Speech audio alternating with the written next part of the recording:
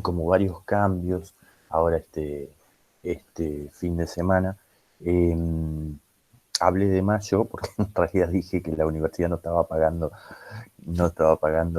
el tema del G Suite y sí lo estaba haciendo, solo que nos ha trasladado, digamos, la cuenta de mail a los docentes a este otro nuevo mail, ¿sí? Que es el mismo que teníamos antes con Gmail, nada más que agrega una extensión eh, para notificar, digamos, que es institucional. Entonces, bueno, por eso tuve que hacer los cambios de los links del Meet y todos estos provienen, digamos, de la cuenta nueva, que sí nos permite ahora grabar la clase. Lo que voy a hacer a partir de ahora es habilitar dentro del aula virtual un espacio, ¿sí? Un espacio que posiblemente va a estar casi al final del aula virtual, que va a ser el de clases Meet, ¿sí? Donde ahí voy a ir colocando los links de las clases que vayamos teniendo, ¿sí?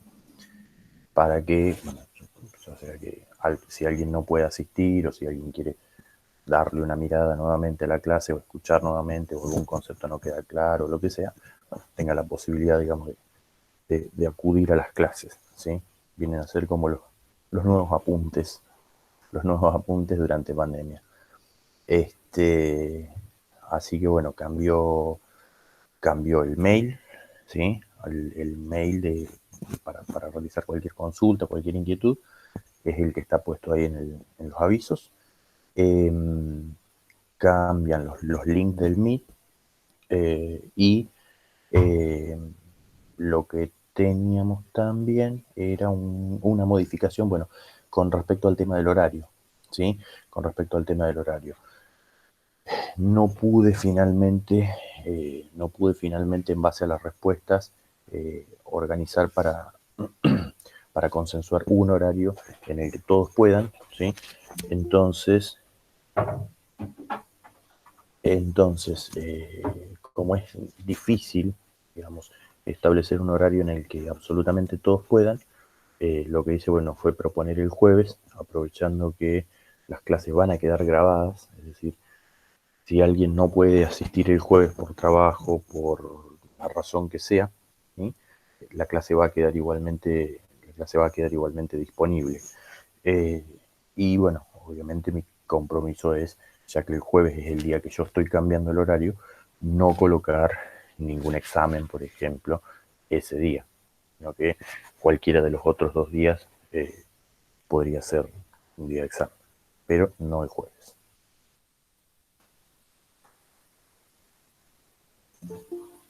Buenísimo, profe. Bien, vamos llegando de a poquito, vamos llegando. Eh,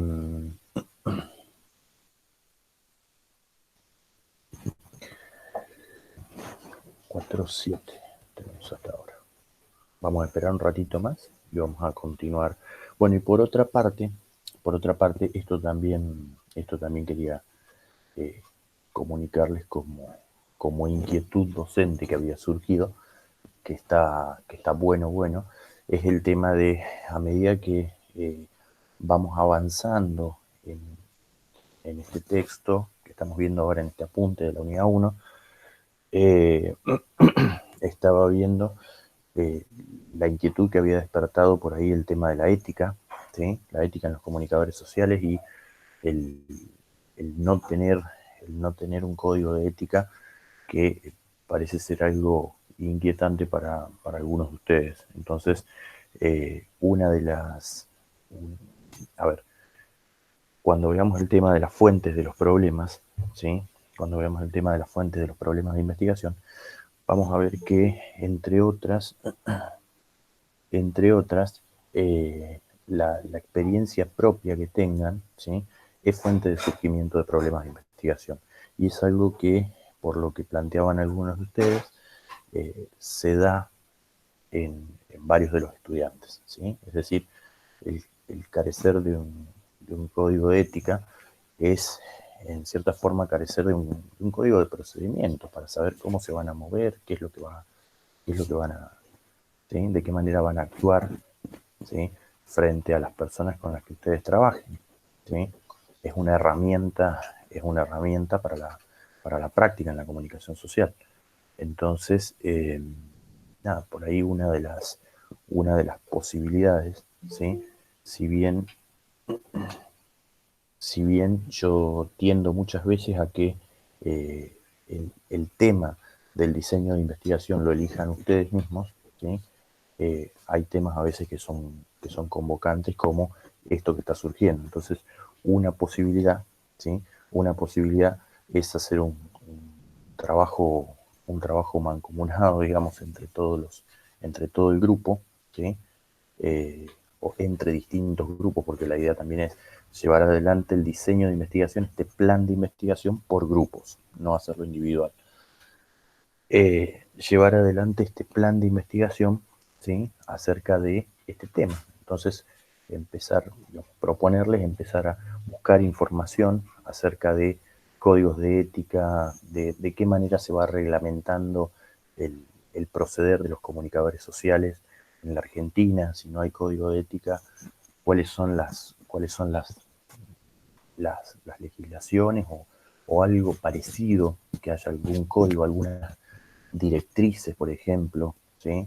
Que es lo que propone la ENACOM, era una de las entidades que ustedes habían mencionado, que yo estuve explorando un poquito la página, que plantea la ENACOM en sus directivas, ¿sí? Para para el proceder de los comunicadores sociales. Entonces, a partir de ahí, ¿sí? Ver y estar totalmente seguros de que pueden haber algunas directrices, pero no hay un código de ética, ver de qué manera se han formulado, se han registrado los códigos de ética de los comunicadores en otros lugares. Me parece que en Colombia, había encontrado un código de ética para los comunicadores. Eh, entonces, bueno, ir viendo qué tenemos acá en Argentina, ¿sí? Qué tenemos acá en Argentina y qué hay en otros lugares, qué puntos se toman en cuenta para la redacción del código de ética, por ejemplo, en otros países, ¿sí? Y de repente, tratar de armar alguna pequeña propuesta, ¿sí? Alguna pequeña propuesta, eh, por lo menos a nivel local, ¿sí? Entonces, armar como una pequeña propuesta de algún código de ética de los comunicadores sociales en San Luis, por ejemplo, ¿sí? Y a partir de ello ver qué resulta. De esa manera, digamos, estamos uniendo lo que es la investigación junto con lo que es la transformación de la realidad. Y a partir de ello estaría bueno que surja algún tipo de herramienta, ¿sí? Algún tipo de herramienta que a ustedes les pueda ser de utilidad, ¿sí? Les pueda ser de utilidad al momento de abordar el trabajo en campo como comunicadores o en investigación también, ¿sí? Pero bueno, nada, es una idea que me había quedado dando demasiadas vueltas durante el fin de semana. eh, Durante el fin de semana, yo desde el ámbito en que vengo,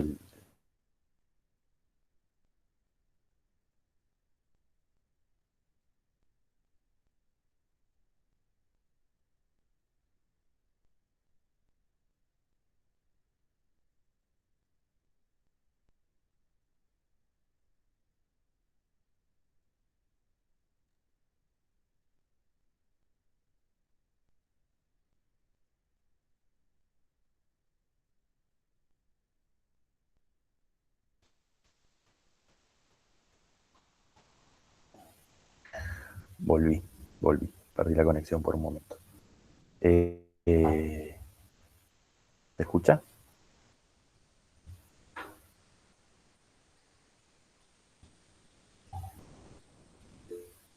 Genial. Sí, profe.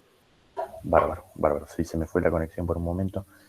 Decía que en digamos, en el ámbito disciplinar de la psicología, por ejemplo, tenemos un código de ética, el cual, si bien no es punitivo, es decir, eh, no contempla sanciones, sí contempla la manera de abordar, digamos, el trabajo tanto en la clínica como en investigación, como en docencia también, ¿sí?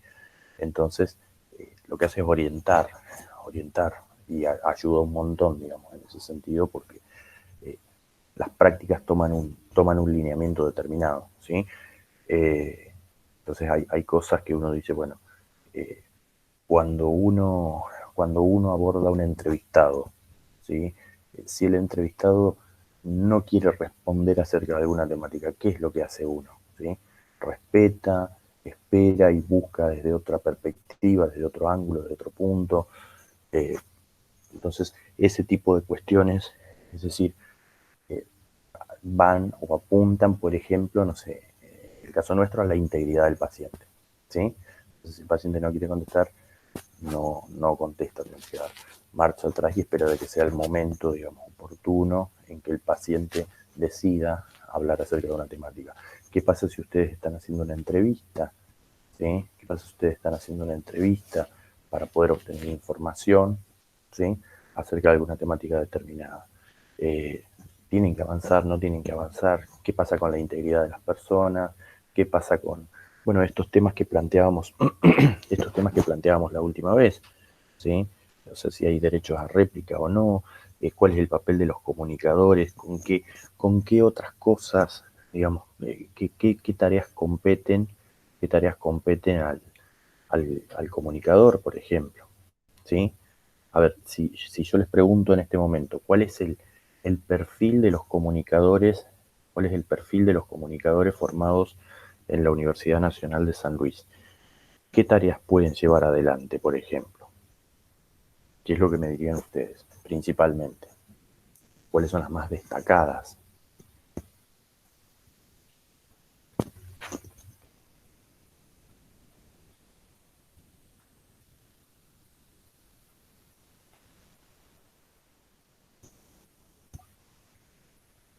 ¿Quién se anima?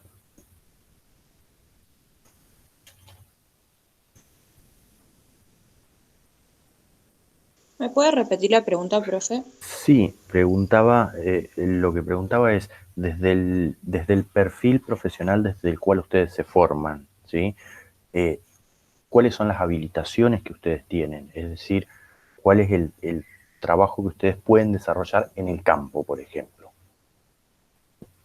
Puede ser trabajar en organizaciones, por ejemplo. Ujú. Bien, bien, bien. Esas organizaciones pueden ser gubernamentales, no gubernamentales, pueden ser distintos tipos de organizaciones, ¿sí? Ahora, su tarea dentro de la organización, ¿cuál podría ser? ¿O cuáles son? ¿Cuáles podrían ser?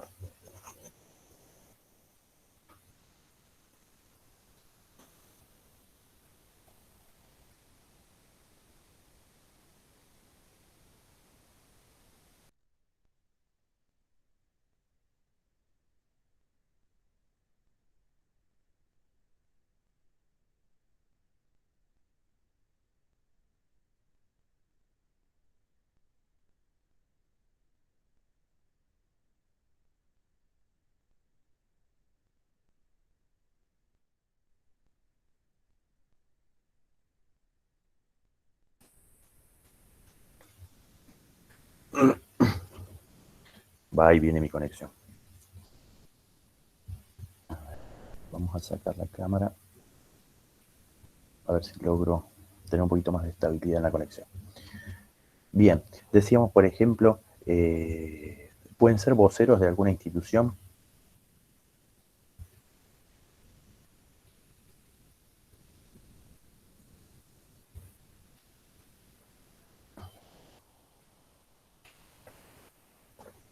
porque en este sentido charlábamos en la clase anterior de que, bueno, por ejemplo, hay cuestiones o dilemas éticos, ¿sí? Que uno debiera resolver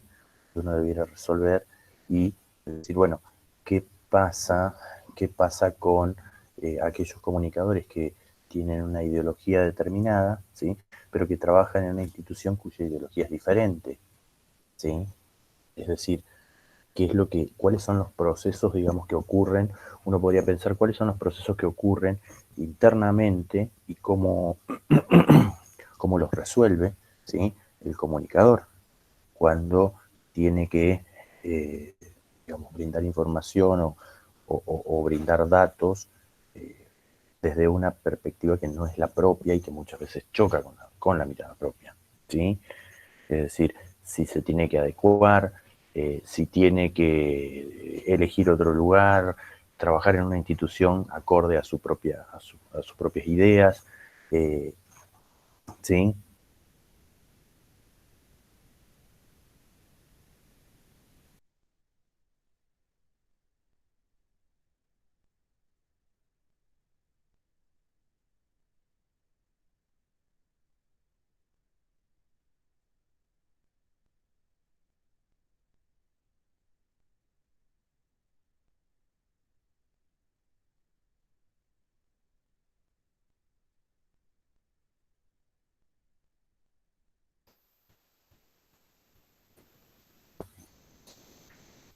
Bien, ¿de qué manera se pueden resolver o se pueden contestar este tipo de cuestiones?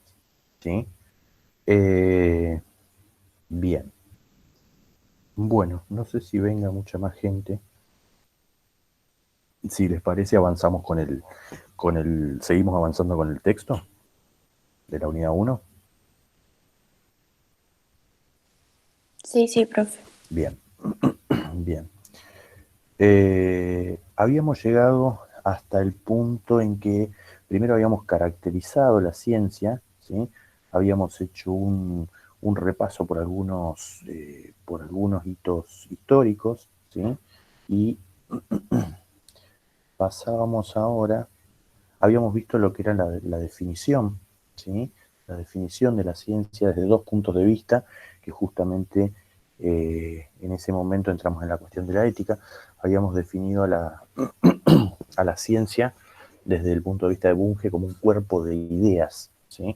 Y este cuerpo de ideas era racional, sistemático, exacto, verificable y falible, ¿sí?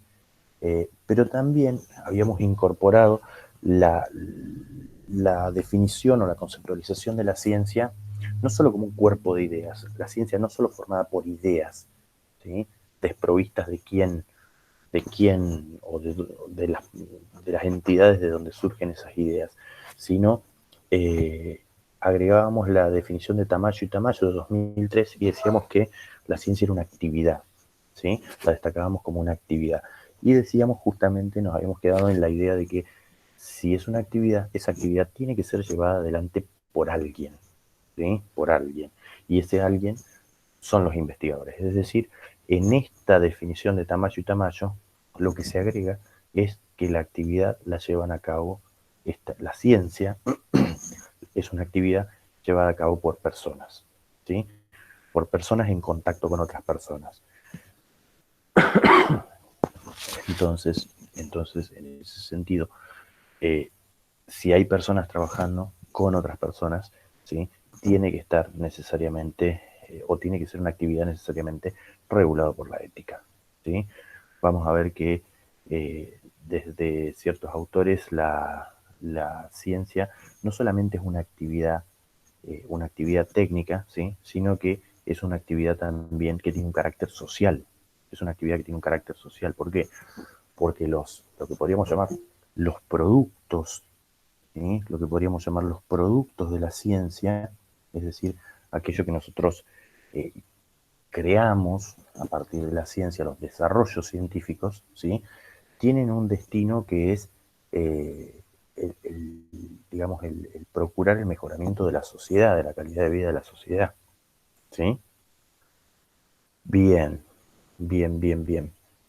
Eh, Así que bueno, digamos, esas eran dos definiciones de la ciencia y el por qué tomábamos dos definiciones y no nos quedábamos solamente con una, ¿sí?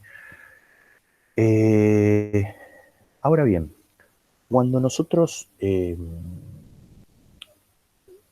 vamos a, o sea, cuando nosotros hacemos ciencia, ¿sí? Hacemos ciencia, eh, tenemos implicado en esto, ¿sí? Una manera de ver el mundo, una forma de ver el mundo, ¿sí? Nosotros personalmente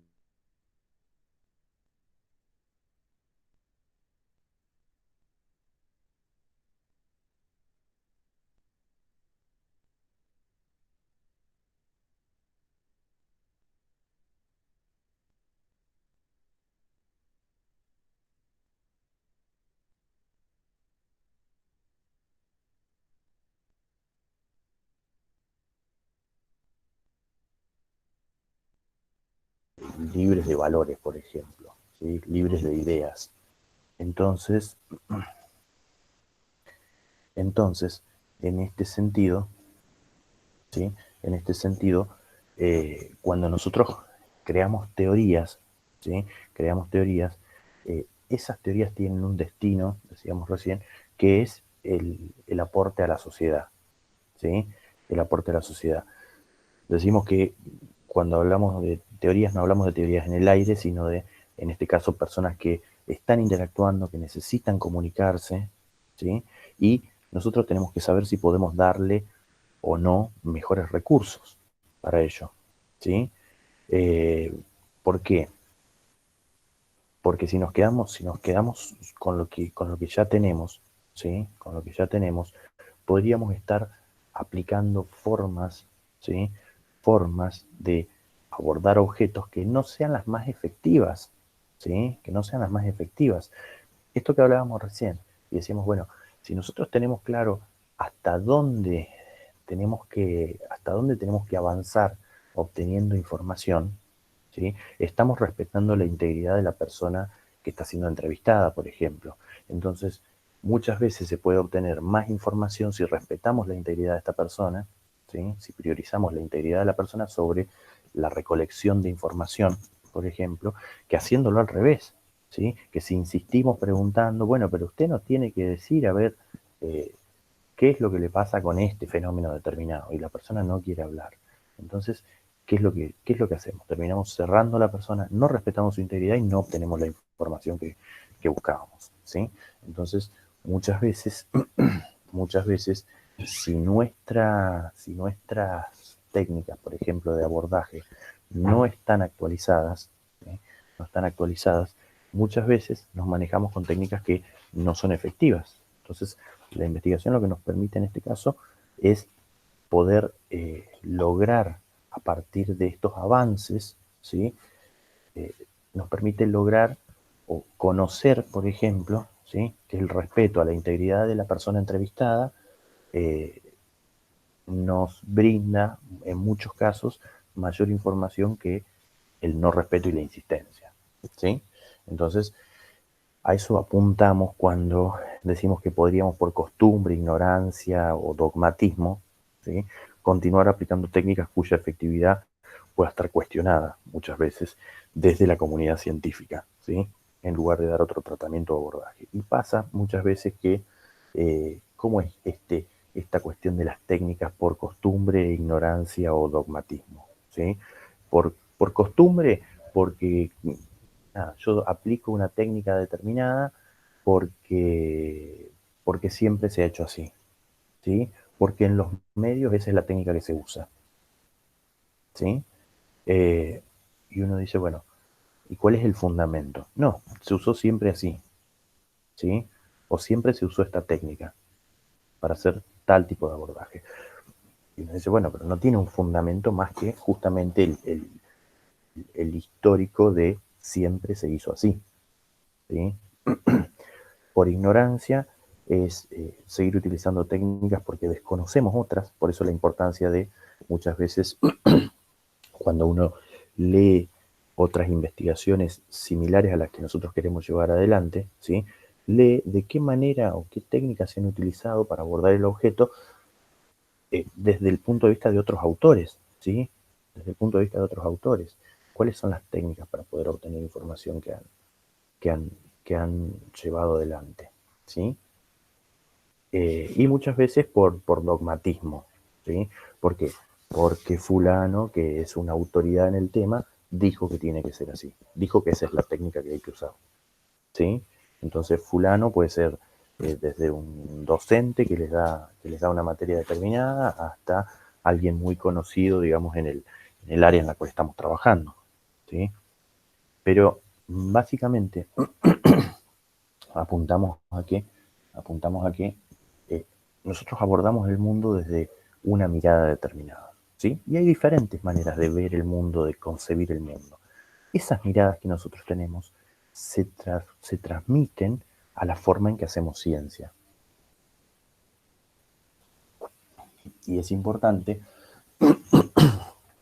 y es importante poder identificarlas, ¿sí? Desde qué punto nosotros vamos a hacer ciencia, a dónde nos vamos a parar, cuál va a ser nuestra concepción, ¿sí? Entonces, en este sentido, hay autores como Dewey y Lincoln, ¿sí?, que van a sostener que existen distintas maneras de representarse el mundo, de actuar en él, ¿sí?, y en función de esto, distintas maneras de encarar la ciencia y la investigación, ¿sí? Estas formas de encarar el mundo, de concebirlo, es lo que ellos denominan paradigmas de investigación, ¿sí? Y a partir de ello determinan que hay 4 paradigmas a nivel didáctico, obviamente, ¿sí? Porque no se da, si uno indaga en uno mismo desde qué paradigma estoy parado, no se dan las formas puras, totalmente puras, pero básicamente lo distinguen en paradigmas positivistas, el pospositivismo, la teoría crítica y el constructivismo, ¿sí? Ahora bien, ¿qué elementos, ¿sí?, qué elementos se analizan para ver esta forma de concebir el mundo, ¿sí?, esta forma de concebir el mundo? Básicamente lo hacen a partir de 3 preguntas, ¿sí?, o 3 dimensiones: la dimensión ontológica, la dimensión epistemológica y la dimensión metodológica.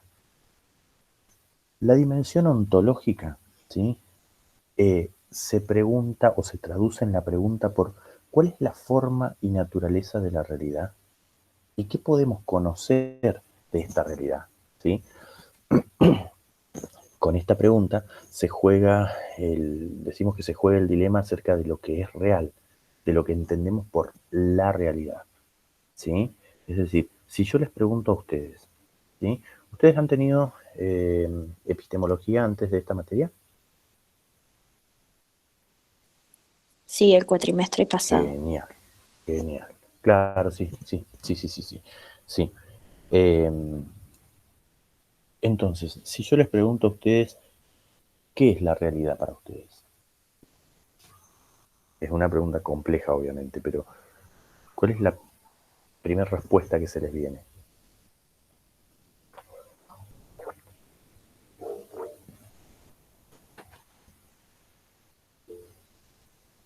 Es una construcción. Bien, bien. Es una construcción. ¿Qué más? Para todo el mundo la realidad es una construcción.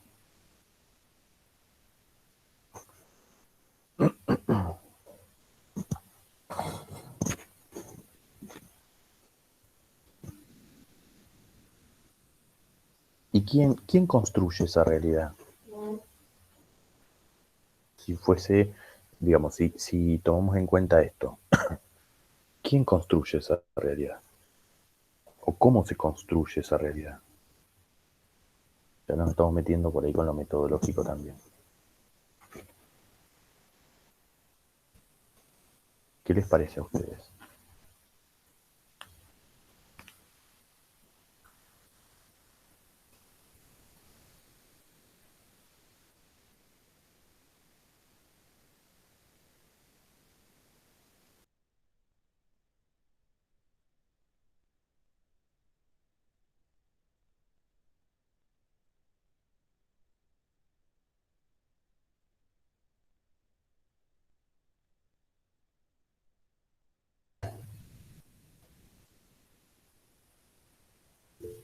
Bien.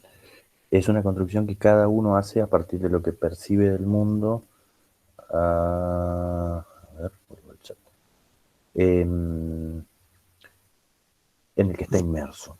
Bien, bien, bien, bien, bien. ¿Sí? Entonces, en este punto tenemos que una posibilidad es que la realidad sea una construcción, ¿sí?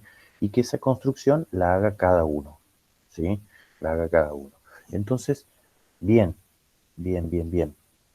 Y puede que haya, a ver, otra manera de abordar o de pensar la realidad es que, por ejemplo, una mirada acerca de la realidad es que la realidad existe, que hay una realidad, ¿sí?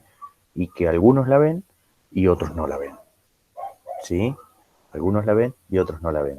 Entonces, estas miradas son propias de quien habla de la verdad, por ejemplo, ¿sí? Que vamos a ver que está muy relacionada con lo que es los paradigmas positivistas pospositivista en parte también, ¿sí? Vamos a ver que la realidad como una construcción tiene que ver más con este último paradigma que es el constructivismo, ¿sí? Tiene que ver más con este último paradigma que es el constructivismo, y después tenemos en el medio otro paradigma más que es la teoría sociocrítica, ¿sí? Es la teoría sociocrítica, que ahí la realidad está en un limbo, digamos, entre que es lo real y que es una construcción, ¿sí? Que es una construcción. Vamos a ver qué elementos por ahí la van determinando, en cierta forma, ¿sí? Pero bien. Eh, estas son las ventajas de tener materias como epistemología antes que metodología, ¿sí? Es decir, ya ustedes pueden tener la idea de la realidad como construcción, ¿sí? Que es una idea a la que en un principio no se accede. Nosotros en el desarrollo evolutivo que hemos tenido en la ciencia, la primera mirada que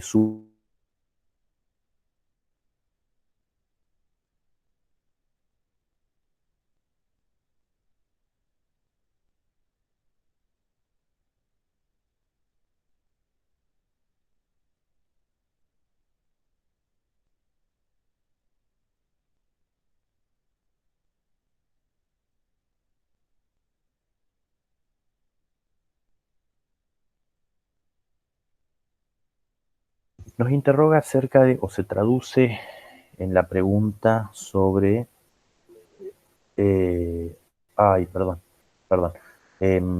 vuelvo, ¿hasta dónde llegué sin que se hubiese cortado?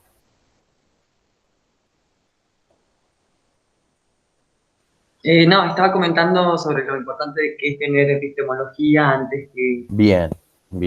Antes de metodología, decía, porque tienen una mirada ya, o sea, estos conceptos de la realidad como una construcción, ¿sí? Son evolutivamente posteriores a los primeros conceptos que tenemos de la realidad, que es la realidad como algo único, algo que podemos descubrir, ¿sí? Entonces, o sea, evolutivamente la ciencia ha tenido estos abordajes. Primero, en primer lugar, se pensaba que, que, que existía una realidad última, ¿sí? Y que esa realidad la podíamos descubrir tal cual era, ¿sí? Entonces, esta forma de ver la realidad como una construcción y como una construcción histórica y que tiene un carácter colectivo, ¿sí? Son miradas o son paradigmas que van surgiendo posteriormente en el tiempo, ¿sí? Entonces, lo que me gusta es esto, que ustedes al haber tenido epistemología, cuando preguntamos, ¿sí? Cuando vamos charlando acerca de qué es la realidad, cuando vamos preguntando acerca de qué es la realidad para ustedes, ustedes ya tienen esta última mirada, ¿sí? Estas miradas como más complejas de la realidad es una construcción, ¿sí? Entonces, por eso rescataba el hecho de que, bueno, la importancia de la epistemología antes, o como correlativa, digamos, de metodología en este caso. Hablábamos de la dimensión epistemológica, que es la segunda dimensión, y que la podemos evaluar, la podemos analizar, digamos, en función de responder a cuál es la relación entre quien conoce o quien desea conocer y aquello que puede ser conocido, ¿sí? ¿Cuál es la relación entre quien conoce y aquello que puede ser conocido? Es lo que, digamos, en palabras de alguno de los paradigmas, apuntaría a la relación entre sujeto-objeto, ¿sí? O sujeto-sujeto, desde algunas miradas. Eh, y esto nos va a llevar a debatir acerca de la posibilidad de ser objetivos o no como investigadores, ¿sí? La posibilidad de ser objetivos como investigadores. ¿Se puede ser objetivo? ¿No se puede ser objetivo? Entonces, en función del paradigma en el que nos situemos, ¿sí? Va a ser la respuesta que vamos a ir dando a estas preguntas. Y por último, la dimensión metodológica, ¿sí? La indagamos a partir de la pregunta de cómo puede el investigador o investigadora arreglárselas para saber si lo que creemos puede ser conocido o no, ¿sí? Y esta dimensión nos conduce a la forma en que abordamos aquello que queremos investigar, ¿sí? Y está en gran parte determinado por la dimensión ontológica y epistemológica, ¿sí? En este sentido, se comprenden, no sé si quedan claros cuáles son las dimensiones que vamos a analizar para ver cada uno de los paradigmas y su relación con estas preguntas.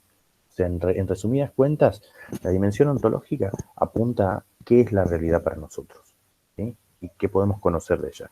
La dimensión epistemológica a la relación entre sujeto-objeto, el sujeto que quiere conocer y el objeto a ser conocido, que va a adoptar distintos nombres, distintas formas según el paradigma. Y la tercera, la dimensión metodológica, es, bueno, de qué manera abordamos ese objeto que queremos conocer en función de, bueno, cómo concebimos la realidad y nuestra relación con ese objeto, ¿sí? ¿Quedan claras esas tres dimensiones o hay dudas? A partir de ello vamos a ir viendo cada paradigma.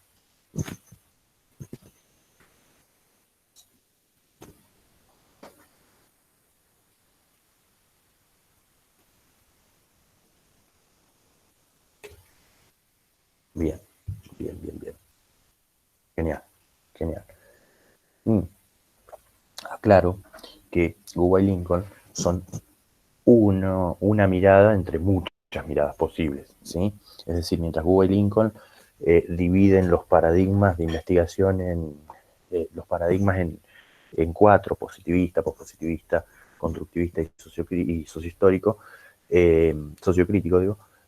Hay otros autores que lo dividen, o sea, hacen otro tipo de distinciones en los paradigmas y hablan de positivista y naturalista, por ejemplo, ¿sí?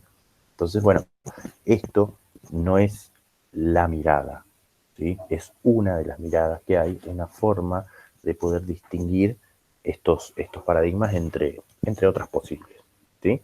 Pero bueno, la idea es que sepan que hay distintas maneras de ver el mundo, que eso se configura como paradigma. Ahora, la distinción que haya, bueno, depende de distintos autores. El positivismo. El positivismo, ¿sí?, supone ontológicamente una realidad única, verdadera y aprehensible. Es decir, podemos conocer esa realidad. ¿Por qué? Porque esa realidad actúa bajo leyes y mecanismos naturales que podemos conocer independientemente de la temporalidad y del contexto, ¿sí?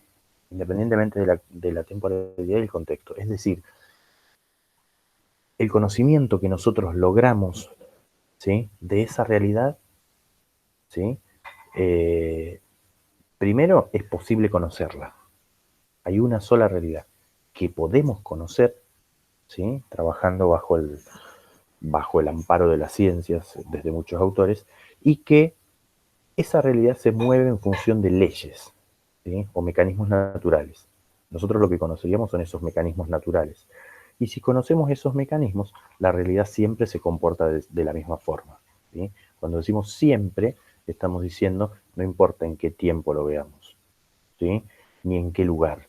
La realidad se mueve bajo este mecanismo. Entonces siempre es igual. Y muchas veces esos mecanismos cristalizan en las leyes de causa y efecto, lo cual nos permite entonces descubrir la verdad. Es decir, cuando nosotros hablamos de descubrir la verdad, estamos diciendo que la verdad siempre estuvo ahí y que nuestro papel era, como investigadores, descubrirla, ¿sí?, sacarle el velo que no nos permitía verla, a partir del camino de la ciencia, por ejemplo. Entonces, es una posición reduccionista y determinista. Es reduccionista porque sostiene que existe una sola verdad, ¿sí? Y vamos a ver que también hay un solo método, una sola forma de conocerla, y determinista por esto de las leyes de causa-efecto, ¿sí? O sea, la realidad está determinada por mecanismos que nosotros tenemos que conocer, ¿sí? Es la posición como más dura que hay dentro de los cuatro paradigmas. Epistemológicamente supone que el investigador y el objeto son entidades independientes, ¿sí?, y que el investigador puede indagar, estudiar, abordar al objeto sin ejercer sobre él ningún tipo de influencia, así como así como el objeto, ¿sí? Así como el objeto tampoco puede ejercer influencia sobre el investigador, ¿sí? Y si llegase a surgir algún tipo de influencia, eso afectaría la validez de los resultados, según el positivismo, ¿sí? Entonces, hay mecanismos, hay todo un despliegue de mecanismos, ¿sí? Para poder evitar esas influencias, o en caso de que haya influencia, poder corregirla, ¿sí? Para poder corregirla. Entonces, en ese sentido, eh, trata de, digamos, el positivismo sostiene que debemos ser objetivos, ¿sí? Que debemos ser objetivos al abordar al objeto. Es decir, no hay valores en ese abordaje, no hay emociones, no hay ideas nuestras propias, ¿sí? Nosotros indagamos al objeto tal como es, para conocerlo tal cual es, ¿sí? Ese es el postulado a nivel epistemológico del positivismo. Y metodológicamente, el objeto de estudio se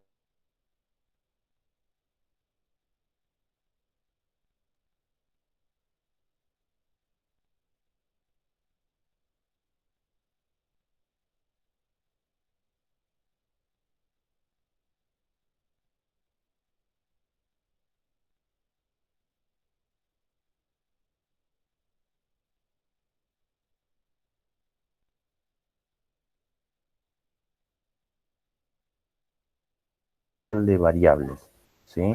Un riguroso control de variables. Es decir, cuando hablamos de un riguroso control de variables, hablamos de que si nosotros vamos a evaluar una característica, vamos a investigar una característica, esa característica no debe estar influida por nada más, ¿sí? No debe estar influida por nada más. Y otra vez. Bien, ¿dónde quedé? Antes de que se cortara, ¿de qué venía hablando?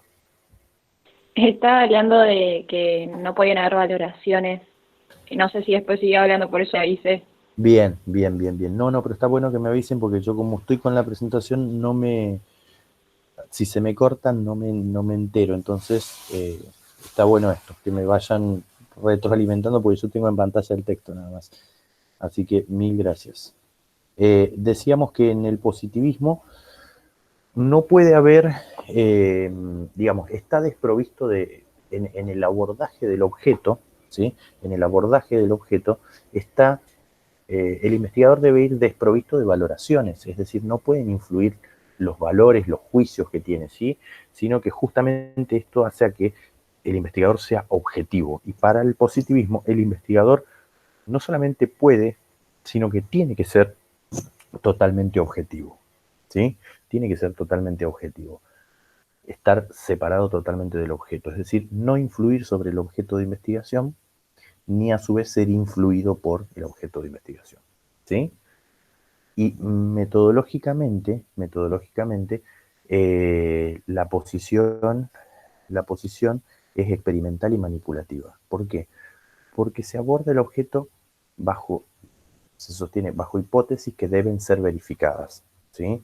Estableciendo un riguroso control de variables. Es decir, si nosotros vamos a evaluar una variable determinada, ¿sí?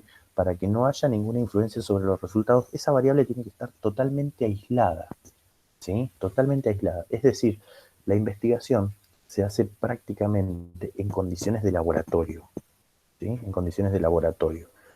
Vamos a ver más adelante que una de las críticas, ¿sí? Una de las críticas es que justamente bajo estas condiciones de laboratorio, ¿sí? No son las mismas que las condiciones de desempeño de la vida de las personas, por ejemplo, ¿sí? No están en las mismas condiciones, ¿sí? Lo que vive la persona en el laboratorio cuando está formando parte de una investigación que lo que vive en su vida diaria, ¿sí? Por ejemplo, nosotros podemos decir, bueno, impacto de las publicidades, impacto de un tipo de publicidad gráfica, por ejemplo, en niños de 6 a 8 años, ¿sí? Impacto de la publicidad gráfica en niños de 6 a 8 años. Y ahí podemos ir precisando qué tipo de publicidad, O sea, qué tipo de publicidad gráfica, sobre qué producto, cuál es el cometido de una publicidad, de esa publicidad con la que vamos a experimentar. Entonces el positivismo diría, bueno, yo meto al niño adentro de una habitación y le pongo y hago que, no sé, mire la publicidad.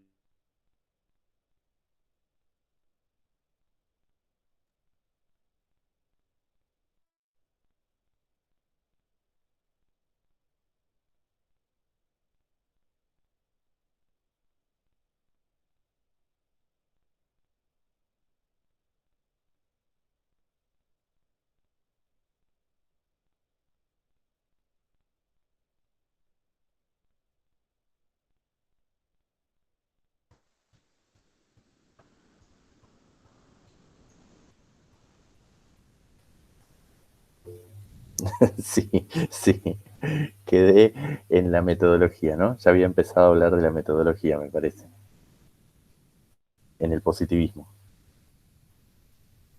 Sí, profe. Bien, bien. Estaba explicando lo de los niños. Sí, bien, bien, bien, bien, bien, bien. Entonces decía que para el positivismo las condiciones de laboratorio implican que el niño, por ejemplo, debe estar expuesto a la publicidad gráfica, ¿sí? Sin que influya ningún otro tipo de variable que pueda afectar el resultado, ¿sí? Entonces, decíamos, bueno, al estilo de al estilo del capítulo de Los Simpsons, donde Bart es puesto frente a un cartel durante media hora, ¿sí? A un cartel de cigarrillos durante media hora, para ver si después tiene ganas de fumar, por ejemplo. Entonces, bajo condiciones de laboratorio, podríamos pensar, eh, digamos, una situación parecida, ¿sí? Entonces, ¿cuál es la crítica que va a tener, entre otras cosas, este paradigma? Y uno podría decir, bueno, pero primero, ningún niño queda encerrado en una habitación frente a una publicidad, ¿sí? No es natural en la vida de los niños de 6 a 8 años quedar encerrados frente a una publicidad, ¿sí? Y por otra parte, los niños de 6 a 8 años están bombardeados por distintos tipos de publicidades, no por una sola publicidad gráfica, sino por muchas, no solamente publicidades gráficas, no solamente... Entonces, hay incidencia en la vida cotidiana, ¿sí? De otros elementos también, de otros elementos también. Entonces, una de las críticas que se hace a este paradigma positivista y a la metodología del, a la dimensión metodológica, digamos, del paradigma positivista es esta, ¿sí? Está bien, vos lográs resultados, pero esos resultados corresponden a un contexto de laboratorio, no aplican a cuando el niño está en la escuela, por ejemplo, ¿sí? O en su vida cotidiana. Entonces, no, digamos, los resultados empiezan a ser cuestionados, ¿sí? Bien, eso en el positivismo. El positivismo tiene la particularidad, digamos, de ser el primer paradigma que aparece muy fuertemente, ¿sí? Es decir, el positivismo valora mucho el tema de la razón, ¿sí? La primacía de la razón para poder lograr el conocimiento, ¿sí? Y antes del positivismo, ¿qué formas de conocimiento les parece que puede llegar a haber? ¿Qué formas de conocimiento hubo? ¿Cómo validábamos el conocimiento antes del positivismo? Antes de la razón como forma de validar un conocimiento. Creo que es la fe. La fe, exactamente. Antes había un conocimiento más dogmático, más de tipo religioso, ¿sí? Esto era así porque, bueno, bajo determinadas religiones, porque Dios lo dice así, ¿sí? Y lo dice a través de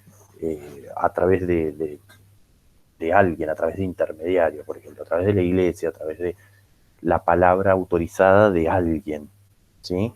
Pero era un conocimiento que no estaba fundado, digamos, en la razón, necesariamente, digamos, no era el fuerte del conocimiento la razón, sino era un conocimiento más basado en la autoridad, ¿sí? En la autoridad.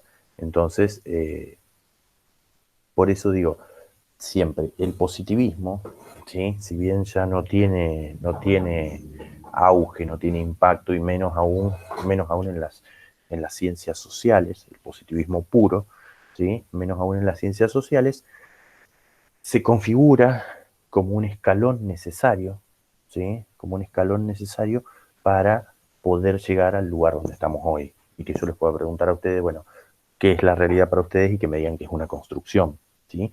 Entonces, es un escalón necesario y representa un avance, definitivamente, frente al conocimiento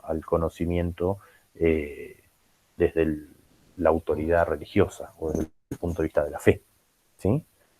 Entonces, pero bueno, hay que destacar que son distintos tipos de conocimientos. A ver, me parece que en la clase pasada hablábamos acerca de otras formas de conocer otras formas de representarnos la realidad y los procesos de la realidad que eran, no sé, los mitos, por ejemplo.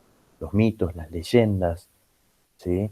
Los mitos y las leyendas se constituyen como una forma de significarnos el mundo, de explicarnos, ¿sí? Una forma de explicarnos por qué ocurre lo que ocurre, ¿sí? Es decir, uno mira la noche, la luna arriba, y uno dice, ¿y eso cómo llegó ahí? ¿Cómo apareció? ¿De dónde salió esa luna? ¿Sí? Entonces, los mitos y las leyendas explican cómo surge la luna, ¿sí? Más allá de que en este momento nosotros podamos hablar de mito porque la luna no se puede producir a partir de tirar una piedra, tirar una piedra al cielo y que esa piedra quede ahí, por ejemplo, ¿sí? Y que se convierta en la luna.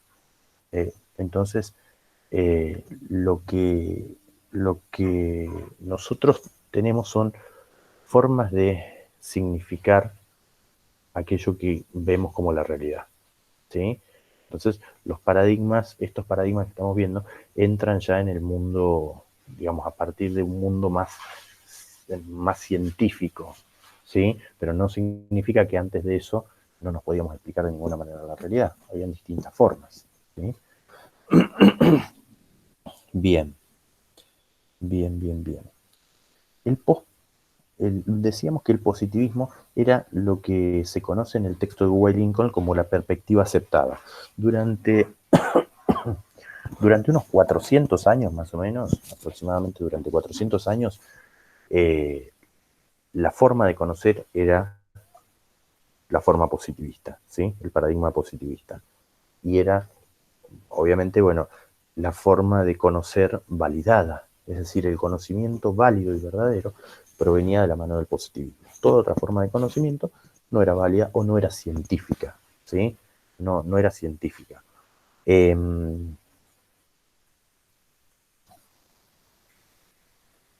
este sentido, cuando empieza a tener muchas críticas, ¿sí? Eh, Como por ejemplo, podríamos pensar, podríamos pensar en lo siguiente, ¿sí? ¿Qué es lo que vemos cuando vamos en verano, pleno verano, vamos viajando por la ruta, una ruta donde no hay nadie, pongamos por caso San Luis Villa Mercedes, San Luis de Desaguadero, por ejemplo, 40 grados de calor, ¿qué es lo que vemos al final de la ruta? Miramos hasta donde llega la ruta, ¿qué es lo que se ve al final de la ruta? Como agua, es como una ilusión Exactamente, óptica, digamos. exactamente, ¿sí? Que es un poquito lo que habíamos visto, si no me equivoco, en el caso de la doxa y la episteme, ¿sí? El ejemplo que habíamos dado para la doxa y la episteme, ¿sí? Nosotros vemos agua. Entonces, eso quiere decir que nuestros sentidos, ¿sí? Nuestros sentidos nos pueden estar engañando. Es decir, podemos llegar a ver cosas que no son tales, ¿sí? Entonces, el, el positivismo estaba fuertemente apoyado en la ciencia, pero la ciencia provenía del uso de los sentidos, ¿sí? De los sentidos. Y si los sentidos nos pueden llegar a engañar, eso significa, ¿sí? Eso significa que el conocimiento que podemos llegar a obtener puede no ser tal, puede que no estemos accediendo a la realidad tal cual. Entonces, puede que los conocimientos logrados a través de la ciencia no nos estén dando como resultado ver la realidad, ¿sí? Entonces, a partir de estas críticas que recibe el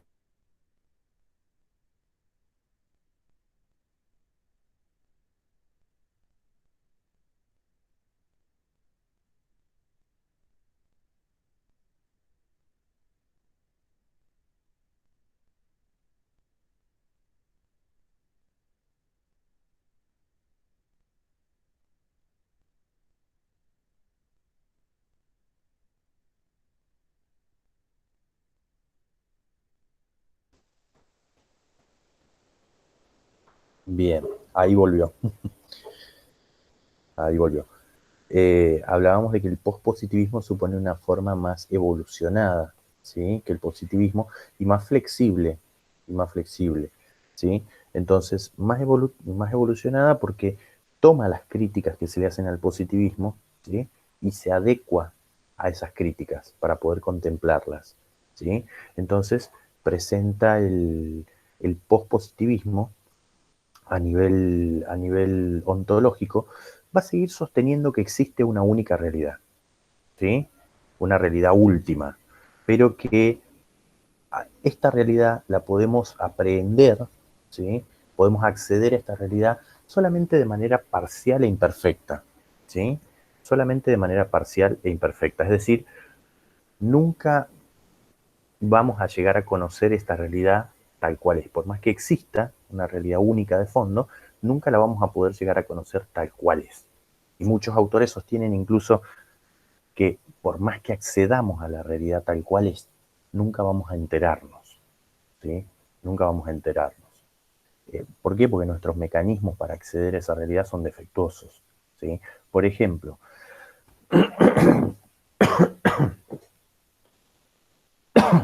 por ejemplo, yo les pregunto a ustedes, ¿de qué manera podrían captar, captar en una imagen, ¿sí?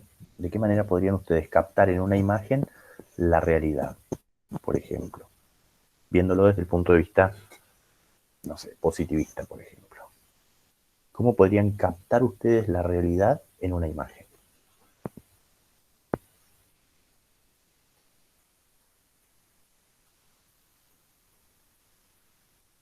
¿Cómo capta la gente actualmente la realidad que luego publica en imágenes? Que se publican en redes, que se publican en...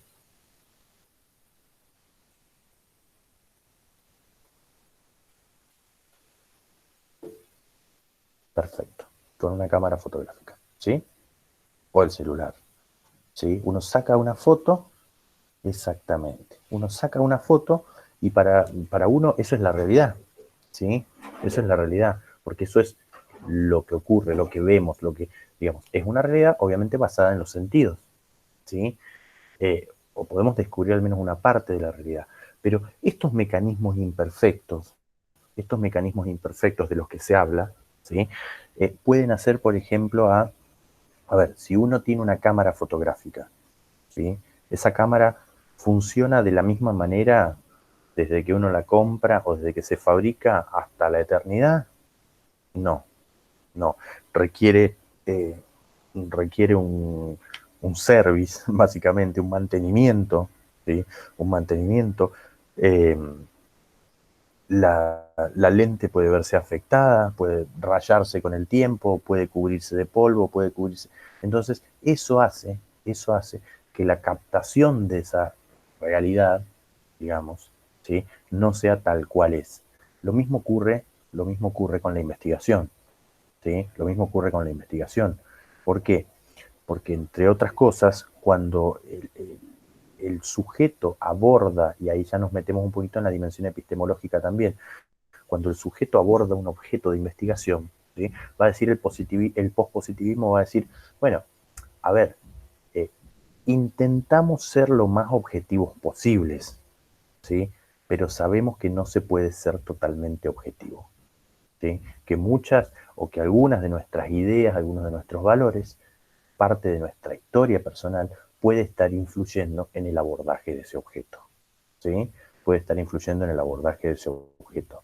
Entonces, no vamos a poder, digamos, a nivel ontológico no podemos acceder a la realidad tal cual es, sino solo de manera imperfecta. A nivel epistemológico, la relación entre sujeto y objeto, ¿sí? No puede ser totalmente objetiva. Tenemos la objetividad en el pospositivismo como un ideal a cumplir, ¿sí? Como un ideal. Nos gustaría ser totalmente objetivos, pero sabemos que el investigador no puede ser totalmente objetivo, ¿sí? Frente a un objeto de investigación. Y metodológicamente, ¿sí? Bueno, y por ende, eh, por ende, el conocimiento que nosotros logramos, ¿sí? El conocimiento que nosotros logramos de esta realidad se da en términos probabilísticos, ¿sí? Se da en términos probabilísticos, es decir, esto es así con una determinada probabilidad. Si hay una cierta probabilidad, ¿sí? Si hay una cierta probabilidad, eso lleva asociado un cierto error, ¿sí? En términos estadísticos, yo podría decir que algo se da, un proceso se da de determinada manera, ¿sí? Con un 95% de confianza, ¿sí? Con un 95% de confianza. Ahora bien, ¿qué significa que hay un 95% de confianza? ¿Por qué no es el 100%? Y porque mis mecanismos son imperfectos, ¿sí? ¿Y qué pasa con el 5% restante? ¿Qué pasa con el 5% que falta, el 95% de confianza en esa afirmación? Es una probabilidad de error. Es decir, siempre el pospositivismo, digamos, en términos científicos, se apoya mucho en la estadística, ¿sí? Y la estadística nunca nos dice que algo es cierto, nos dice que algo es cierto con una cierta probabilidad o asociado a una probabilidad, ¿sí? Yo digo que el paracetamol reduce el dolor de cabeza, ¿sí? Con un 97% de confianza. ¿Qué significa? Y que un 3% está dado o está ligado a un posible error que yo pueda cometer, ¿sí? En la experimentación, en la manera de llevarlo adelante, en la particularidad de los pacientes, ¿sí? Es decir, esto no es 100% seguro como decía el positivismo. Por eso, el positivismo planteaba hipótesis y trataba de verificarlas, es decir, de encontrar la verdad en esas hipótesis. El positivismo se caracterizaba, la ciencia positivista se caracterizaba no solo por establecer que existía una verdad, sino buscar esa verdad, ¿sí? El pospositivismo, en cambio, como tiene un conocimiento que es probabilístico, vamos a ver que desde la mirada de Popper, por ejemplo, que era uno de los exponentes que habíamos visto y que corresponde al pospositivismo, Popper va a plantear con su falsacionismo, ¿sí? Que las hipótesis no pueden ser verificadas, es decir, no vamos a encontrar la verdad en una hipótesis, sino que solamente podemos falsarla, ¿sí?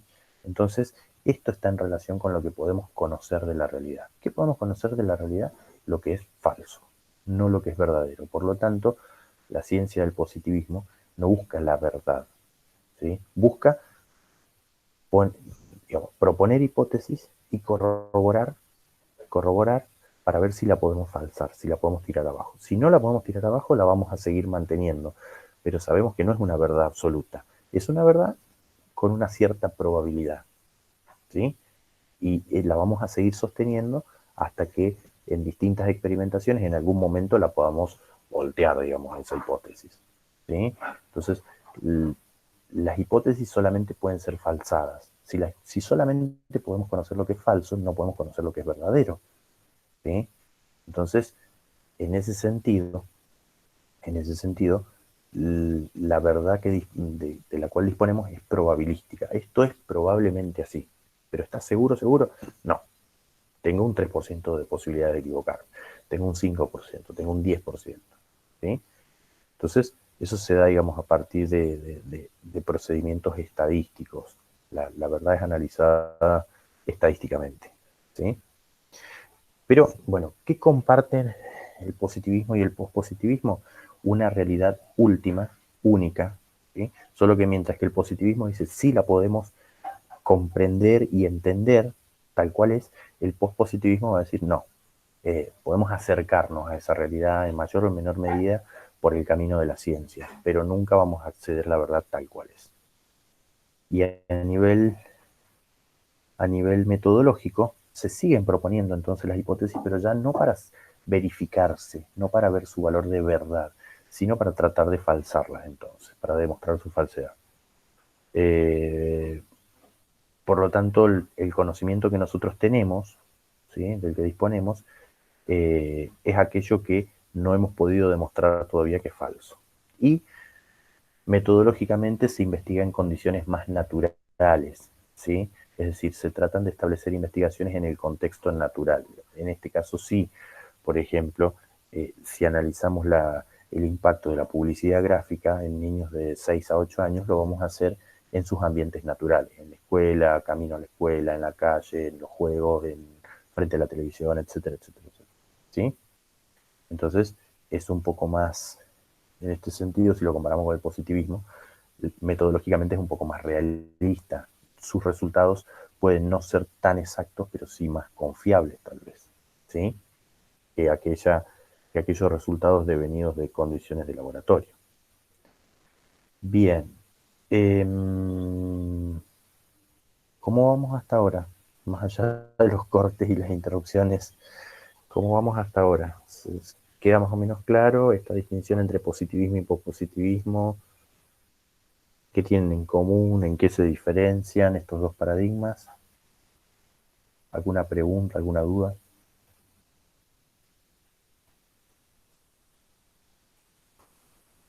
Perfecto.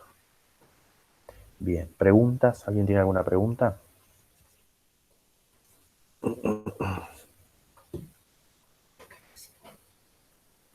Genial. Bien, bien. Bueno, ¿por qué? Porque ahora vamos a pasar a otro tipo de paradigmas, ¿sí? Que ya ontológicamente se establece una distinción, ¿sí?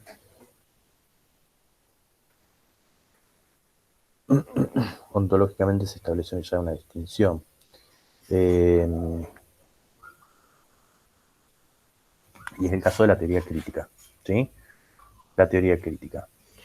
En la teoría crítica, desde la dimensión ontológica, es decir, qué es la realidad y qué podemos conocer acerca de esta realidad, se plantea la realidad como una realidad histórica, virtual, una realidad que alguna vez fue plástica, moldeable, ¿sí? Pero por factores sociales, políticos, culturales, económicos, étnicos, de género, se cristalizó en lo que nosotros pensamos ahora que es lo real, natural e inmutable. Es decir, se habla en este caso de un realismo histórico, ¿sí? Se habla en este caso de un realismo histórico. Entonces, ¿qué es este realismo histórico o a qué se refiere? Está muy relacionado, ¿sí? Está muy relacionado a teorías más sociales, ¿sí? A teorías más sociales. Veía por ahí, me parece que, ya les digo, noté recién que Tiago, ¿sí? Tiago tiene como foto de perfil, ¿sí? No lo alcanzo a ver muy bien, pero si no me equivoco, como foto de perfil tiene a un gato, a ver si me lo presenta en pantalla, ahí, ¿sí? Un gato leyendo un libro, ¿sí? ¿De quién? De Marx, ¿sí? Entonces me había llamado la atención recién porque digo, bueno, viene, ahí está, viene bien, ¿sí? Viene bien para este caso. ¿Por qué? Porque justamente la digamos, la teoría sociocrítica está ligada a teorías como el marxismo y otras similares, ¿sí? ¿Por qué? Porque se sostiene ontológicamente que la realidad es plástica, que se va moldeando, que se va modificando y que por ciertos factores sociales, culturales, económicos, étnicos, ¿sí? Dice que se cristaliza en lo que conocemos ahora como la realidad, ¿sí? En lo que conocemos ahora como la realidad. Ahora, la realidad que nosotros tenemos constituida está formada por estos distintos atravesamientos. Y nosotros que pensamos, digamos, nosotros concebimos en este momento la realidad como lo que estamos viviendo, ¿sí? Es decir, por ejemplo, con el establecimiento de los derechos humanos, ¿sí? Y nosotros, o sea, damos ya por sentado, ¿sí? Que, por ejemplo, no sé, cuestiones básicas como yo no los puedo insultar a ustedes y ustedes no me pueden insultar a mí, ¿Por qué? Y porque tenemos derechos, ¿sí? Ahora, cuando nosotros hablamos de esta realidad plástica, histórica, determinada culturalmente, ¿sí? Estamos diciendo, bueno, estos derechos que nosotros damos por sentado ahora, no siempre estuvieron, ¿sí? En otro momento histórico, tales derechos no existían, ¿sí? Si ustedes le preguntan, a ver, ¿qué pasaba cuando sus abuelos, por ejemplo, iban a la escuela y hacían algo que estaba mal para el docente? ¿Qué pasaba? Cuando, no sé, ni hablar si contestaba, si les contestaban los docentes. ¿Qué han escuchado ustedes? ¿Cuál era la consecuencia? Les pegaban con una regla. Sí, esa es una de las historias comunes. ¿Sí? Les hacían, además era súper sádico, porque a los niños mismos les hacían estirar los dedos arriba de su propio banco sabiendo que les iban a pegar. ¿Sí? Sabiendo que les iban a pegar en los dedos con una regla. Los agarraban de las orejas, les pegaban cachetazos. ¿Y los padres qué hacían cuando se enteraban de eso?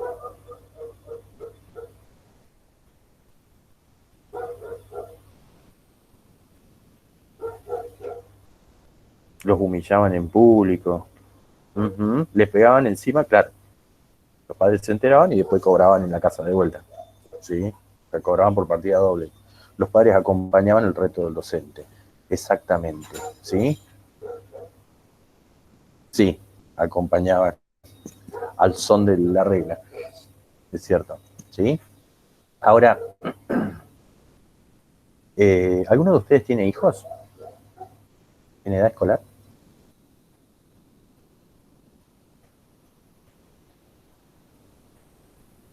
Supongamos que tienen, ¿sí? Vamos a suponer que tienen. Tienen hermanos, bien, hermanos. ¿Qué pasa si su hijo, su hermano, vuelve de la escuela y ahora te dice, o sobrinos? ¿Qué pasa si sus sobrinos, hermanos, hijos, ¿sí? Vuelven de la escuela, de la primaria y dicen, ya, no pude contestar tal cosa y la profe me dijo que estirara la mano arriba del banco y me pegó con la regla, adelante de todos mis compañeros? ¿Qué pasaría en este momento?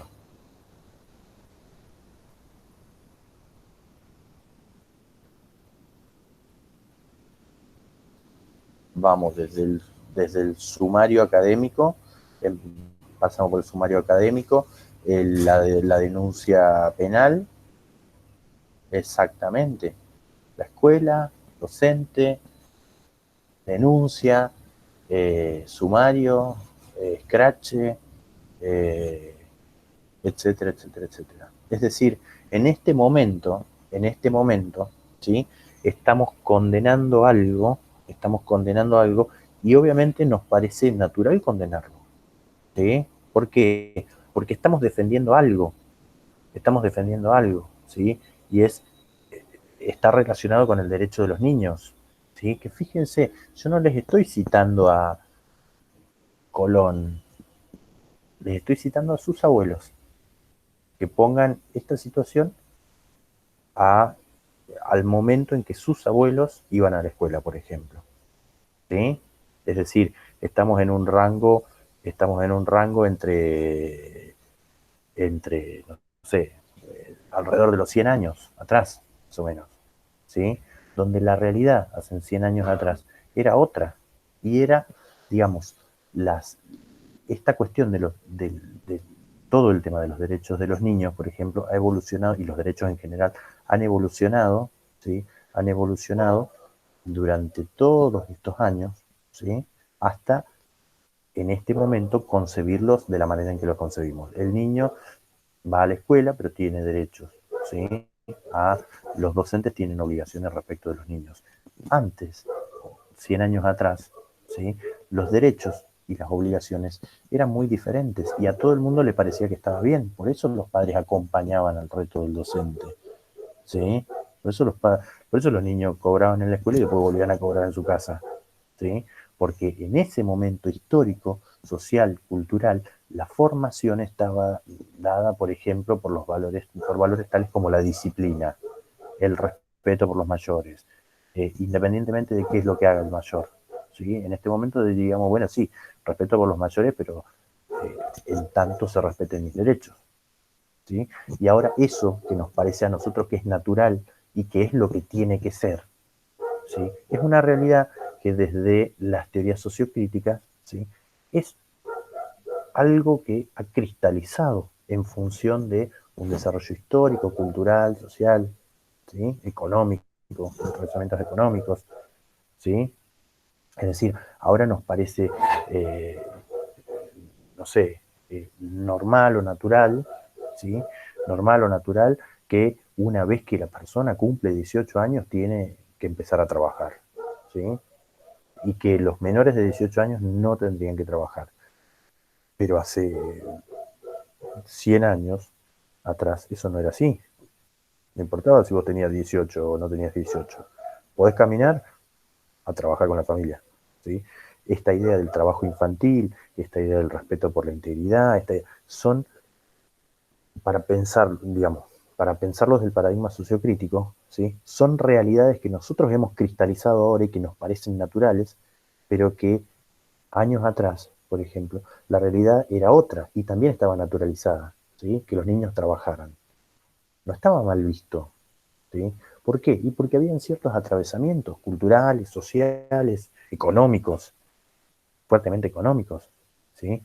¿Por qué antes la familia estaba constituida por, no sé, una familia por 10 personas, ¿sí?, el padre, la madre y 8 hijos, ¿sí?, y ahora las familias tienen, con suerte, un padre, una madre y tal vez un hijo, tal vez 2 hijos, ¿sí?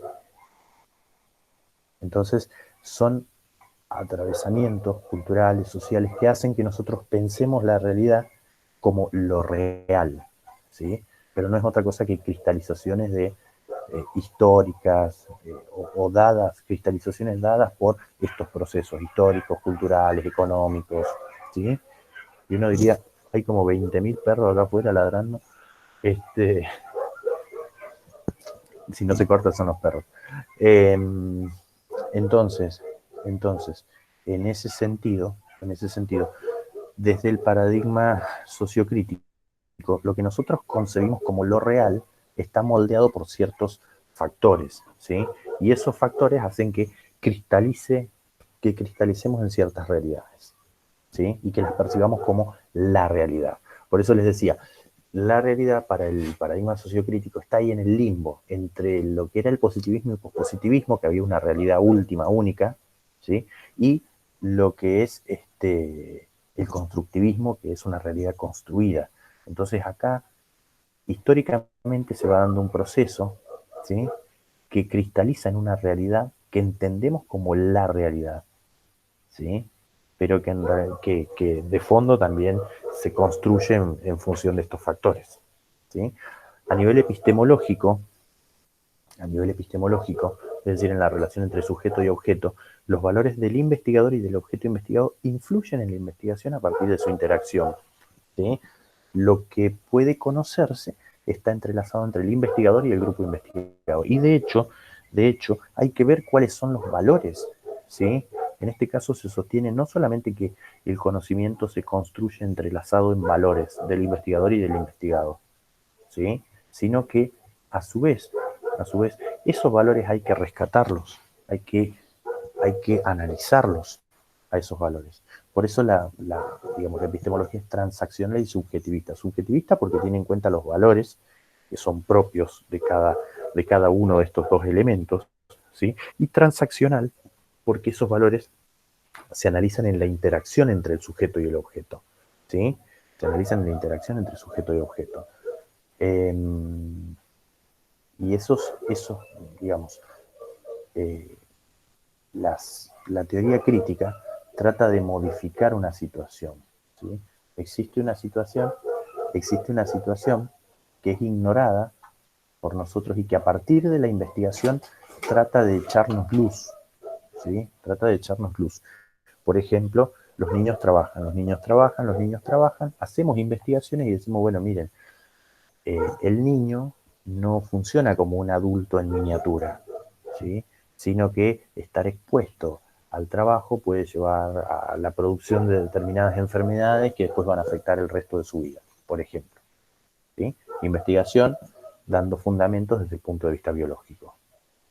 ¿Sí? Entonces, la sociedad o el mundo que ignoraba ese tipo de cuestiones, ¿sí?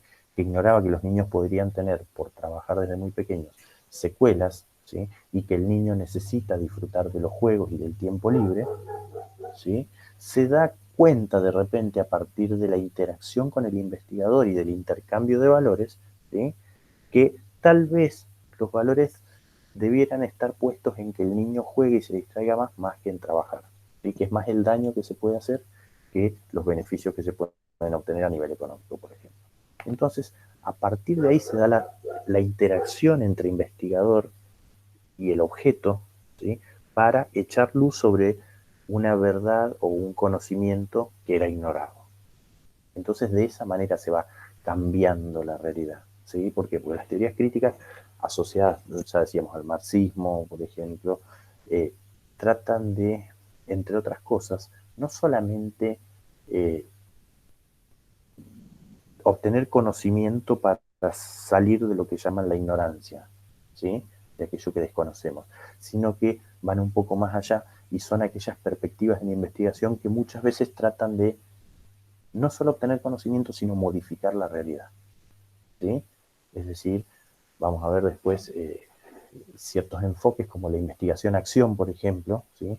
Que no solamente trata de investigar un problema en una región, en una población o en un grupo, ¿sí? Sino que con ese conocimiento logrado trata de modificar esa realidad, ¿sí?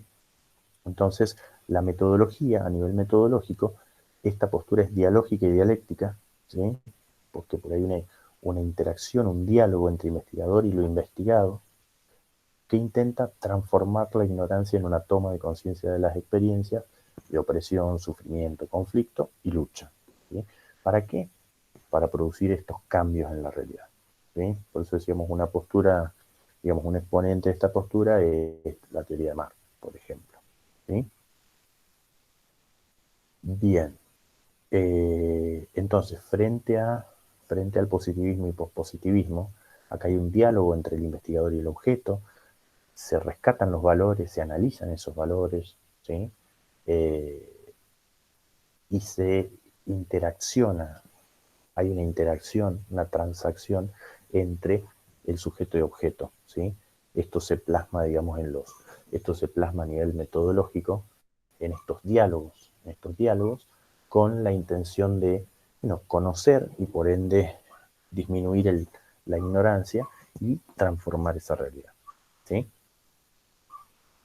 Bien.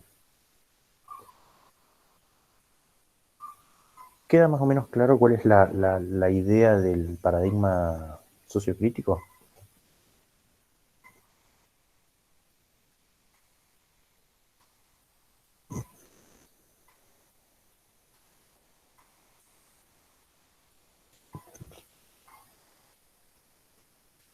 Ujú. Bien, bien, bien. Nos está quedando entonces el constructivismo, ¿sí? El constructivismo. Bien. En relación al constructivismo, ¿sí? Ontológicamente el constructivismo es relativista, ¿sí? Y acá llegamos a las definiciones que ustedes daban en un principio. ¿Qué es la realidad para ustedes? La realidad es una construcción, me decían, ¿sí? Entonces, esta es la posición del constructivismo. Tiene una ontología relativista donde la realidad es construida, pero es construida de maneras múltiples, ¿sí? Basándose, y fíjense acá, en la experiencia social, local y específica, ¿sí? Aunque compartida por muchos individuos. Estas realidades, y realidad está entre comillas, porque son muchas, no tienen mayor o menor verdad, sino que son más o menos estructuradas y pueden llegar a ser alteradas. Es decir, acá ya representamos frente a los realismos del positivismo y pospositivismo, existe una realidad, decían los realismos, acá existen muchas realidades, por eso es relativista, ¿sí? Y esas realidades no solamente son muchas, sino que se construyen. ¿Y cómo se construyen? ¿Sí? No se construyen solamente por el individuo, ¿sí? Es decir, lo que hace es quitar, o no pasa por una construcción psicológica de la realidad. Psicológica sería a nivel individual, cada individuo construye solito y por sí mismo su realidad, sino que el constructivismo, ¿sí? El constructivismo tiene una fuerte impronta social, es decir, la realidad la construimos, como decía una de las compañeras, la realidad la construimos en la interacción con el mundo en que vivimos, ¿sí? Es decir, en la interacción con otros. Nos formamos, si ustedes se fijan, bueno, nos formamos opiniones a partir de charlar con otras personas sobre ciertas temáticas, y esas opiniones no siempre son exactamente iguales que las de las otras personas, ¿sí? No sé, a nivel político, por ejemplo. Eh, los del partido A comparten ciertas ideas básicas, aunque no exactamente todos tienen el mismo pensamiento, ¿sí? Pueden estar en mayor o en menor medida de acuerdo. ¿Y en qué difiere esto? ¿Sí? En los contextos locales, ¿sí? En los contextos en las interacciones específicas que tienen. Entonces, pero la construcción de esas realidades, de esas ideas, ¿sí? Es colectiva, ¿sí? Las realidades se construyen colectivamente. Entonces, esos colectivos pueden ser más o menos amplios, más o menos homogéneos, y por ende, bueno, mientras más homogéneos sean, a veces las realidades son más complejas. A eso apunta con esta, con esta idea de que, bueno, no es que haya mayor o menor verdad desde este punto de vista del constructivismo, ¿sí? Sino que estas realidades son más o menos estructuradas y pueden ser, en todos los casos, alteradas, ¿sí? Es decir, aquello que entendemos como es menos verdadero, tal vez en realidad lo que tiene es menos estructura, ¿sí? Es una realidad menos estructurada, pero no se mide en términos de mayor o menor verdad. Epistemológicamente, por ende, los resultados de una investigación son creados, ¿sí? Son creados a medida que la investigación avanza. Lo que se puede conocer va a depender de las interacciones y de su forma, al igual que en la teoría crítica, ¿sí? Entonces es transaccional y subjetivista también, porque esta realidad se construye en la interacción con el otro y en la interacción con las ideas que el otro tiene, que son subjetivas, que son propias, que son personales, ¿sí? Eh, pero bueno, esas interacciones, ya les digo, se dan dentro de una experiencia social, ¿sí? Local y específica, ¿sí? Eh, Local significa que la realidad que se construye eh, en un lugar puede ser en otra región cercana pero distinta, puede ser diferente, ¿sí? Puede ser diferente.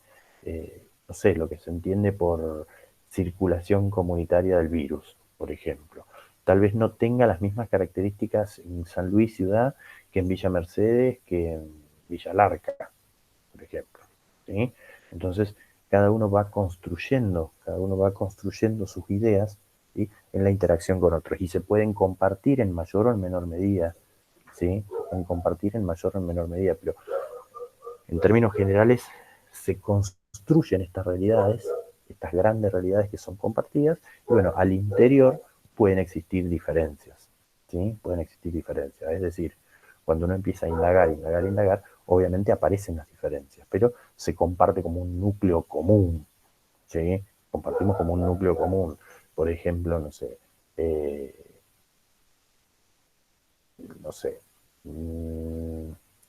todos compartimos que o sea, hay cosas que para todos nosotros está mal, ¿sí? Hay cosas que para nosotros está mal. Agredir a otra persona, por ejemplo, ¿sí? Bueno, pero si empezamos a indagar en profundidad, vamos a ver que decimos, bueno, pero a ver, ¿y si ocurre esta situación, se puede agredir a otra persona? No, no, no, no, vamos a decir todo. Bueno, ¿y si la otra persona nos empieza a agredir a nosotros? ¿qué hacemos? ¿Podemos agredir a la otra persona como forma de defensa? Y ahí se empiezan a dividir las aguas, y algunos van a decir, no hay que agredir, y otros van a decir, sí, porque es en defensa.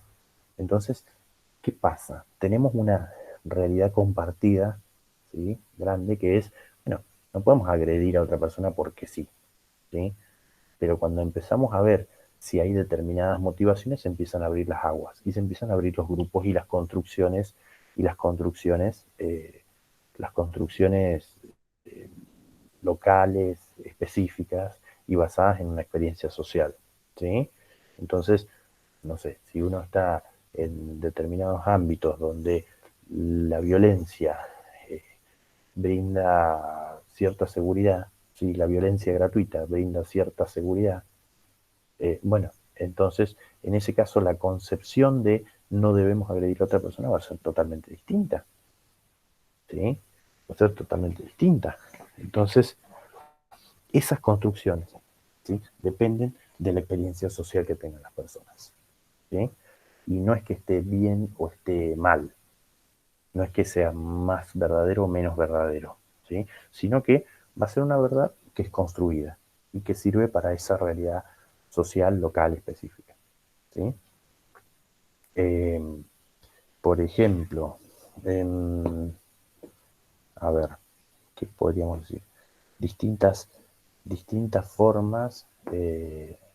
Acá hablábamos con el tema de los incendios, ¿sí? Con el tema de los incendios que se han dado en estos últimos días, decíamos o hablábamos de, adiós Nazarena, hablábamos de la necesidad de la lluvia, por ejemplo, ¿sí? Entonces, bueno, hay determinadas realidades que son compartidas por ciertos grupos sociales y que son construidas y que constituyen la verdad para esos grupos, ¿sí? Entonces, de repente, me decía mi hija, ¿por qué no hacemos el casamiento entre las ranas? Y yo decía, ¿qué es el casamiento entre las ranas?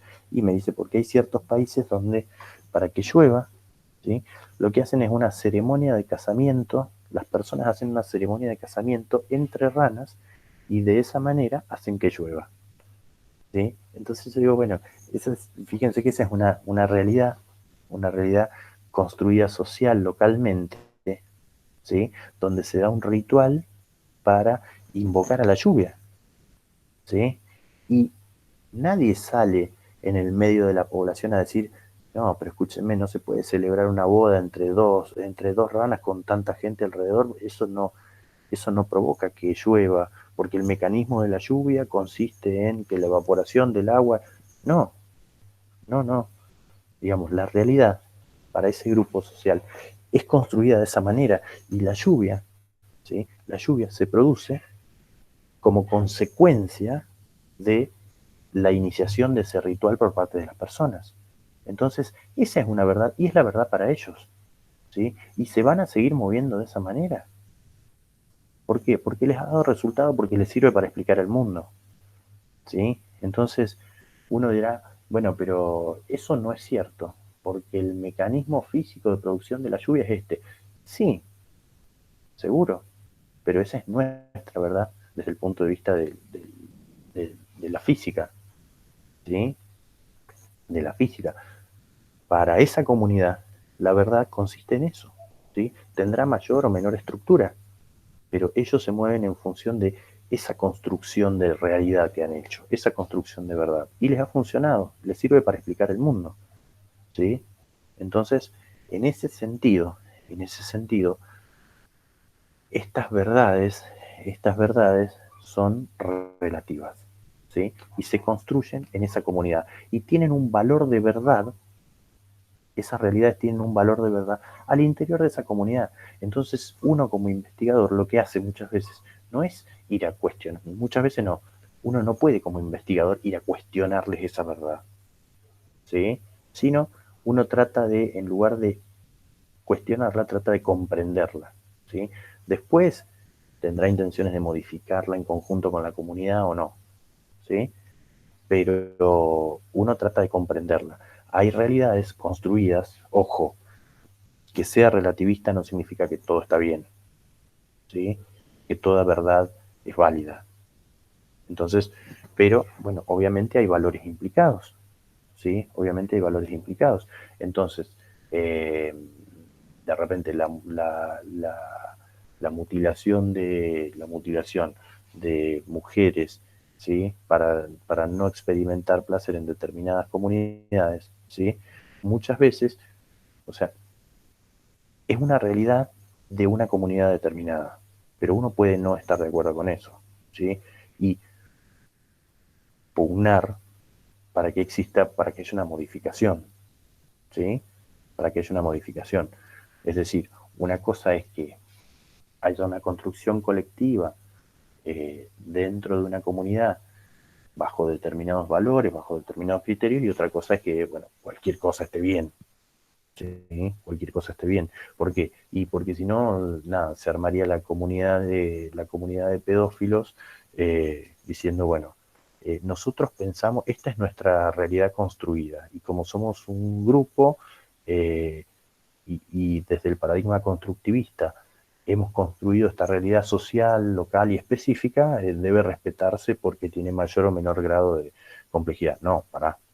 Eh, entonces, en ese sentido, ahí está el dilema del constructivismo, ¿sí? Ahí está el dilema del constructivismo. No hay una realidad última, las realidades son construidas. Pero bueno, ¿qué realidades vamos a validar? ¿Qué realidades vamos a valorar? ¿Qué realidades vamos a tratar de enaltecer o llevar adelante como valores o como ideales? ¿Sí? ¿Y cuáles no? Esto, digamos, no lo dice Google Lincoln, es una opinión más mía que de Google Lincoln, ¿sí? Pero bueno, está bueno también ver que si bien hay evolutivamente un avance de los paradigmas, ¿sí? También nos podemos plantear, bueno, ¿qué paradigma hay actualmente? Y actualmente coexisten el paradigma constructivista, el paradigma sociocrítico y el paradigma pospositivista, ¿sí? No hay uno que esté único en la ciencia en este momento. El que perduró durante mucho tiempo solo fue el positivismo, ¿sí? Después el pospositivismo, pero ya el pospositivismo surge porque habían habido críticas al positivismo, es decir, ya empezaban a surgir otras miradas distintas. Actualmente coexisten a grandes rasgos desde esta distinción el pospositivismo, el constructivismo y las teorías críticas, ¿sí? Bien. Eh, y nos queda un elemento. mm, entramos en un tema grande. Así que este lo vamos a dejar para la próxima, ¿sí? Lo vamos a dejar para la próxima. Es una distinción histórica de la ciencia, ¿sí? En función de. eh, a ver, hay una división histórica de la ciencia eh, en dos, en dos grandes apartados, ¿sí? Que es la macrociencia y la tecnociencia. Lo que les voy a encargar es si quieren leer para la próxima clase, ¿sí? A partir, o sea, el apartado de la ciencia y su desarrollo hasta la actualidad, ciencia, macrociencia y tecnociencia, ¿sí?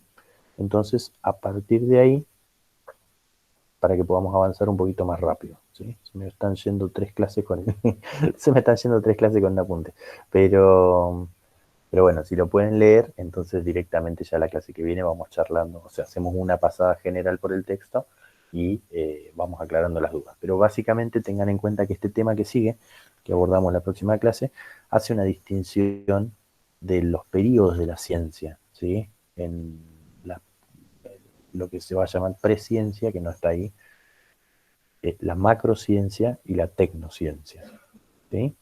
A partir de los avances tecnológicos, cómo se ha modificado la ciencia y las maneras de hacer ciencia, ¿sí? Bien, sobre el tema paradigmas, preguntas, dudas que tengan.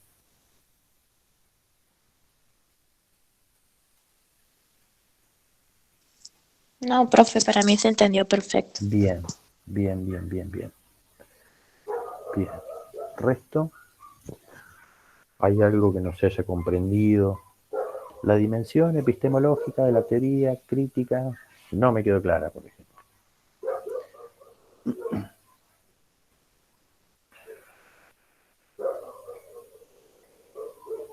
Bien. Perfecto, perfecto. Bueno, esta clase ya la hemos podido grabar, así que la voy a estar subiendo en breve. Voy a armar un apartado dentro del aula virtual que diga clases Meet o algo por el estilo, y voy a ir subiendo, esto se supone que me llega al mail, en breve me lo sube al Drive y me llega al mail, por lo tanto voy a estar subiendo ese link a ese apartado nuevo de clases Meet, ¿sí? Bien, si no hay preguntas, entonces nos vemos en la próxima clase. Denle una leída a esto de la macrociencia y la tecnociencia, ¿sí? Y bueno, ya vamos a ir delineando el tema del diseño de investigación que vamos a hacer más adelante, ¿sí? Que vamos a empezar a construir más adelante. Así que bueno. Buenísimo, profe, gracias. No, de nada. Que tengan buen día. Y nada, estamos en contacto. Cualquier cosa ya saben a partir de este nuevo mail. Parecido al anterior, pero no exactamente igual. ohcobos@email.untl.edu.ar. Nos vemos. Que tengan buen día.